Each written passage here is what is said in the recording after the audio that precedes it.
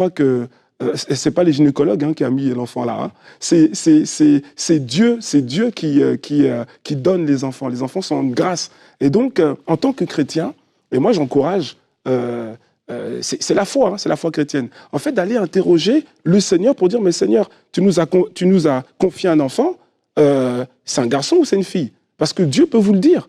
Moi, personnellement, mes enfants, avant que... c'est pas le gynécologue qui m'a dit si c'était un garçon ou c'était une fille. Non, c'est Dieu. Parce que c'est Dieu qui donne.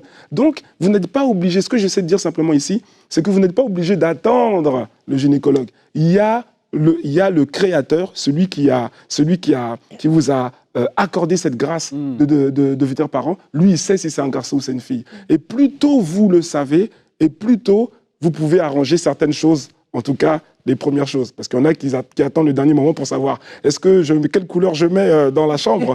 Alors il faut attendre, on n'a pas encore le résultat du gynécologue. Mais Dieu est là, demandez à Dieu. Et je vous assure, le Seigneur répond. Et vous voyez dans la Bible plusieurs fois, Dieu envoie un ange, et puis l'ange parle aux parents, à la mère ou au père, et puis il dit, parfois il annonce, il dit voilà, tu seras enceinte, ce sera un garçon. Donc Dieu peut le dire. Ok, donc voilà, ça c'est un des premiers réflexes. Ensuite, autre chose très importante, c'est ce que moi j'appelle la destinée prophétique.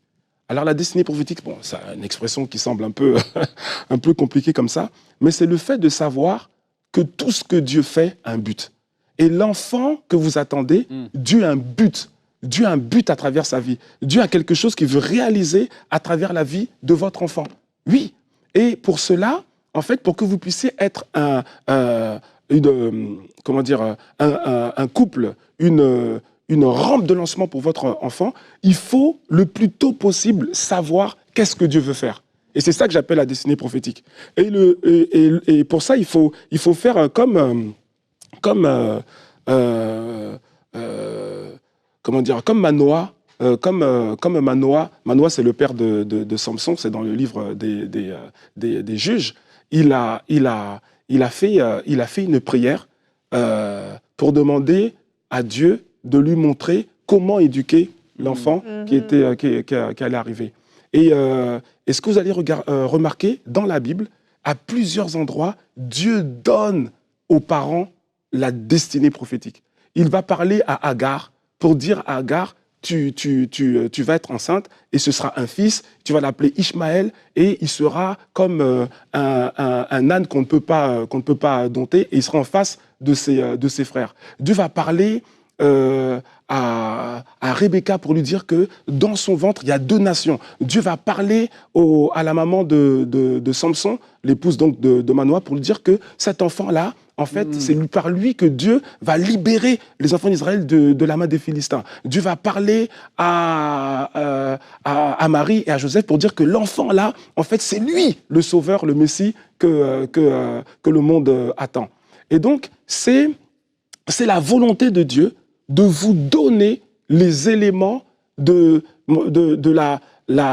la direction prophétique pour la vie de votre enfant. Et je vous assure que si vous demandez au Seigneur, Dieu va vous révéler. Dieu ne va pas vous révéler tout le détail, parce que le détail, il est propre à l'enfant quand il va grandir et quand il va évoluer avec le Seigneur.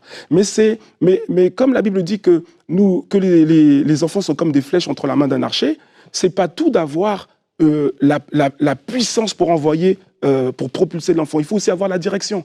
Et cette direction-là, c'est le Seigneur qui la donne. Et c'est personne d'autre, c'est le Seigneur. Donc, moi, quand j'ai compris ça, pour chacun de mes enfants, en fait, avec mon épouse, on a prié et Dieu nous a parlé.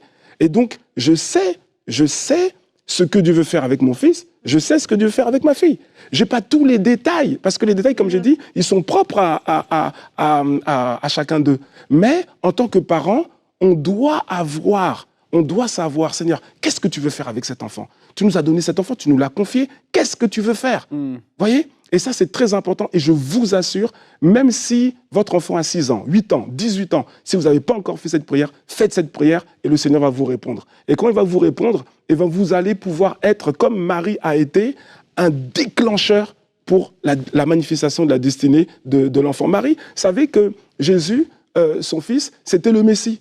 Mais Pendant 30 ans, elle attendait, il n'y a rien qui se passait. La Bible dit qu'elle gardait ces choses dans son cœur. À un moment donné, c'était au fait aux noces de Cana, elle tenait plus, elle dit que non. Cette fois-ci, non.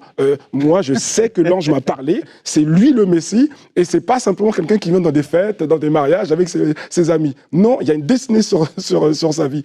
Et en fait, elle a bousculé Jésus. Elle dit que non, elle vient voir Jésus pour dire il n'y a plus de vin. Et lui, on a l'impression qu'il était encore dans son confort. Et il dit mais qu'y a-t-il entre moi et toi, femme? Qu'y a-t-il entre moi et toi? Et après, elle ne se démonte pas. Elle dit aux autres il va parler. Vous allez voir, il va parler. Écoutez ce qu'il va vous dire. Et c'est là qu'il a fait son premier miracle. Et ça a déclenché. Tout ça, je dis ça pourquoi? Parce qu'en tant que parents, on est des tremplins et des déclencheurs pour la destinée de nos enfants. Donc faites cette prière et je vous assure, de la même que le Seigneur l'a fait pour moi et pour d'autres, il le fera aussi pour vous. Il va vous parler de ce qu'il veut faire avec vos enfants. Après, autre chose, c'est aussi le moment où on va commencer à se poser la question, mais quel nom on va donner à l'enfant? Alors là, le nom, c'est très important. Oui. Excusez-moi de vous le dire, mais c'est très, très important. On ne donne pas n'importe quel nom à un enfant, c'est pas vrai. Oui. On ne donne pas n'importe quel nom à un enfant. C'est pour ça que, quand vous regardez dans la Bible, vous voyez que parfois, quand Dieu annonce qu'un couple va avoir un enfant, il ne laisse pas parfois le choix aux parents. Il dit, lui, là, il s'appellera Jésus. D'accord? Vous n'allez pas l'appeler, je ne sais pas quoi, Titi, Mimi, non. Lui, c'est Jésus. Parce que Jésus, ça veut dire le sauveur. C'est celui qui sauve. Et donc, parfois, Dieu va mettre dans votre cœur, il va mettre dans votre cœur le nom de l'enfant, et ça, vous ne pourrez pas le changer. Ouais. La puissance du nom, c'est quoi? C'est que, en fait, le nom, c'est comme ça qu'on va l'appeler tous les jours.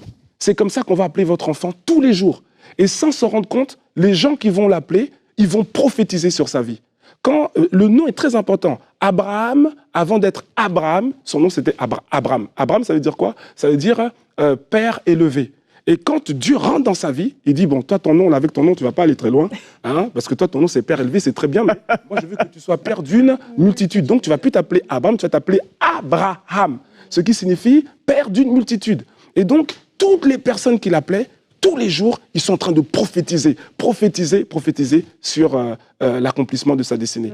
Qu'est-ce que j'essaie de dire? C'est que dans le nom que vous allez donner à votre enfant, il faut qu'il y ait cette dimension prophétique que Dieu vous a donnée. Parce que le nom est tellement important, tellement important. Lorsque Rachel accouche de Benjamin, avant de l'appeler Benjamin, elle l'appelle Ben-Oni, fils de ma douleur. Et ensuite, elle va décéder. Mais quand le père arrive, il change le nom. Il dit non, il ne peut pas s'appeler Ben-Oni. Et il s'appelle Benjamin. Fils de ma douleur, non. Fils de ma droite, oui. Vous voyez? Donc, c'est très important. On ne dit pas simplement parce que, voilà, on aime bien une série télé, et puis l'acteur, il s'appelle comme ça, et puis on va appeler l'enfant comme ça. Non. Ça, si vous voulez ça, mettez ça en deuxième prénom, ou en troisième prénom, mais choisissez un prénom qui porte, d'une certaine manière, la destinée prophétique que Dieu va vous montrer par rapport à votre enfant. Amen. Après, j'ajouterais que, ça a été dit tout à l'heure, c'est que dans l'éducation de l'enfant, il va y avoir deux parties. Moi, il y a ce qu'on peut appeler le tronc commun. Le tronc commun, ce sont les valeurs, c'est les valeurs chrétiennes, ce sont les choses qu'on va pouvoir enseigner à tous les enfants. Mais au-dessus de ce tronc commun, il y a la dimension particulière.